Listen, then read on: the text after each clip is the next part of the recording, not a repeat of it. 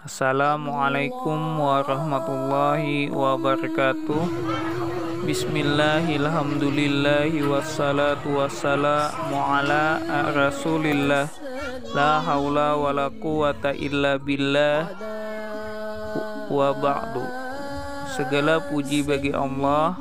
Salawat dan salam semoga tetap tercurahkan keharibaan Nabi Muhammad SAW. Alhamdulillah, bertemu lagi dengan channel Ulun Salsabila Sel. Hari ini kita mau ziarah ke makam Guru Muhammad Asri bin Saddam Hussein atau yang dikenal dengan Kyai Harum, yang berada di Desa Penyiuran, Gang Cempaka, Kecamatan Amuntai Selatan, Kabupaten Hulu Sungai Utara, Provinsi Kalimantan Selatan. Di sini ulun mau menyampaikan sedikit yang ulun tahu dari kisah perjalanan hidup beliau dan karamah beliau. Mudah-mudahan dengan kita mengetahui kisah perjalanan hidup beliau ini, kita mendapat hidayah dan rahmat untuk meningkatkan lagi keimanan dan ketakwaan kita kepada Allah Subhanahu wa Ta'ala, agar kita semua mendapat keridhaannya sehingga kita selamat dunia dan akhirat.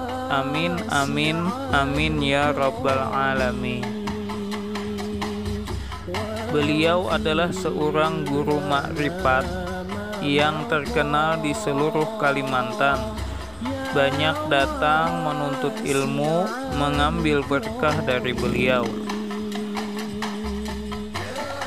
Beliau hidup sederhana, pekerjaan beliau bertani dan berkebun. Beliau mempunyai anak 6 orang, 2 perempuan, 4 laki-laki.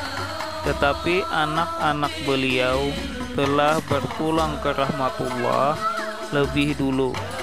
Jadi beliau hidup berdua saja dengan istri beliau di kediaman beliau itu. Setelah sekian lama hidup berdua, maka ada beberapa murid beliau yang berkhadam menjadi anak angkat beliau yang selalu setia menemani beliau sampai beliau wafat. Bahkan sampai sekarang yang menjaga atau merawat makam dan sawah atau kebun beliau anak angkat beliau atau yang berkhadam tadi. Subhanallah. Semoga yang berkhadam kepada beliau disehatkan selalu, dipanjangkan umur, banyak rezeki, dan selalu dalam ridhanya Allah Subhanahu wa Ta'ala. Amin amin ya rabbal alamin. Beliau lahir pada tahun 1933 Masehi dan wafat di usia 87 tahun 2020 lalu. Beliau berguru pada seorang Habib, yaitu Al-Habib Bahrun, Kampung Gadang, Banjarmasin. Beliau menuntut ilmu ma'rifat di sana selama 20 tahun langsung khalwat. Setelah beliau selesai menuntut ilmu itu, beliau mengajarkan ilmu yang beliau dapat di kampung tempat beliau tinggal. Beliau mengajarkan dari pelajaran yang paling rendah dari sifat 20, masih berpegang pada ilmu syariat, tarikat, hakikat, dan makrifat.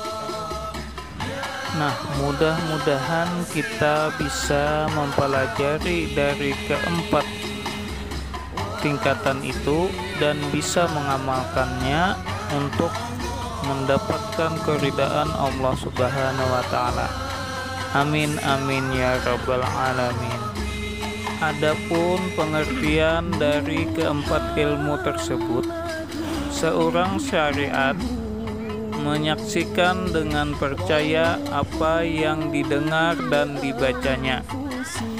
Seorang tarekat menyaksikan dengan percaya dan yakin apa yang dikenalkan padanya. Seorang hakikat menyaksikan dengan merasakan ainul yakin apa yang dikenalnya. Sedangkan orang makrifat menyaksikan dengan mata hati hakul yakin apa yang disaksikannya. Kai Harum, beliau selalu mengajarkan tentang kesabaran, keikhlasan dalam menjalankan perintah dan menjauhi segala larangan Allah dan Rasul-Nya. Karena sabar dan ikhlas menuju jalan ridhanya Allah Subhanahu wa Ta'ala, yaitu ahli sunnah wal jamaah yang sejati. Serta beliau memberikan nasihat-nasihat yang bagus sesuai dengan hadis dan Al-Quran, tetapi kadang-kadang beliau mengajarkan dengan kata-kata mantik atau kiasan, sehingga kalau orang-orang yang awam mendengar atau yang tidak pernah mempelajari pelajaran yang beliau sampaikan, kadang-kadang disalah-artikan, padahal yang beliau sampaikan adalah yang benar atau yang hak. Kita ini la haula wala quwata illa billah, artinya tiada daya dan upaya kecuali dengan kekuatan Allah. Kita ini kosong, tidak ada punya apa-apa.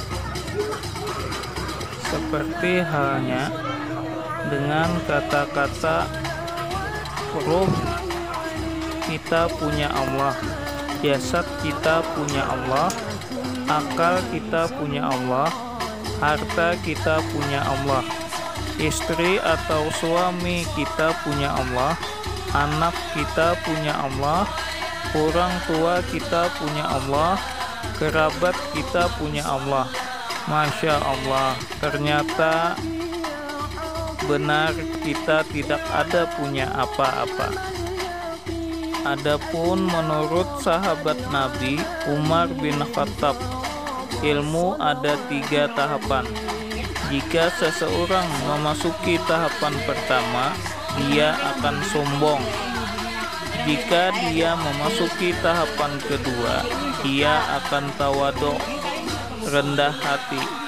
Dan jika memasuki tahapan ketiga, dia akan merasa dirinya tidak ada apa-apanya.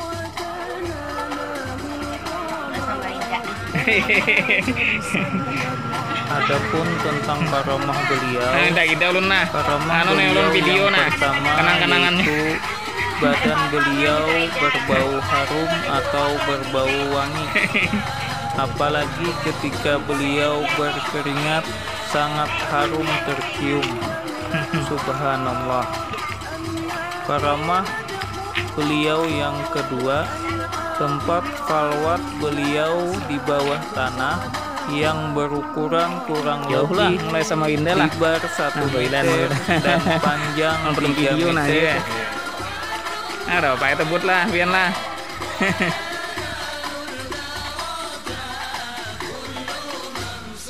Ketika beliau masih hidup, berapa jam mulai itu sama Indah kita terus ini?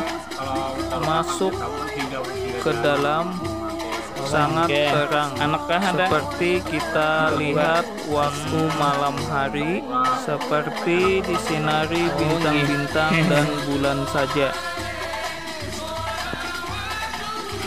Sangat terang dan tanahnya kita genggam bergirap.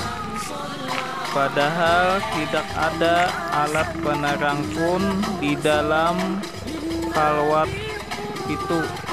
Seharusnya gelap gulita. Subhanallah.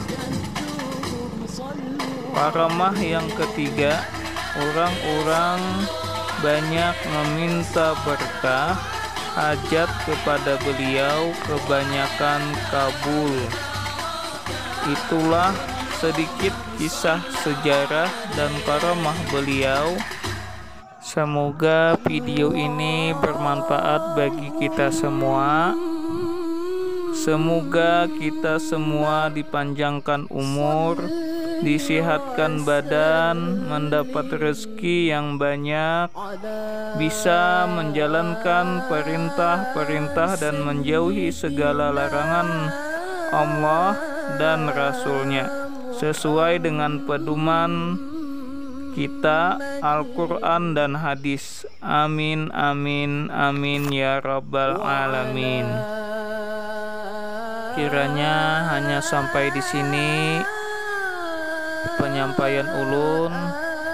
Jika di dalam penyampaian ulun ini terdapat kesalahan-kesalahan, kekhilafan-kekhilafan ataupun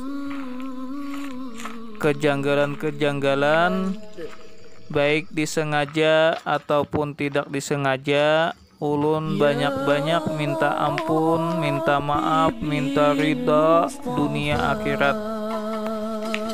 Assalamualaikum warahmatullahi wabarakatuh.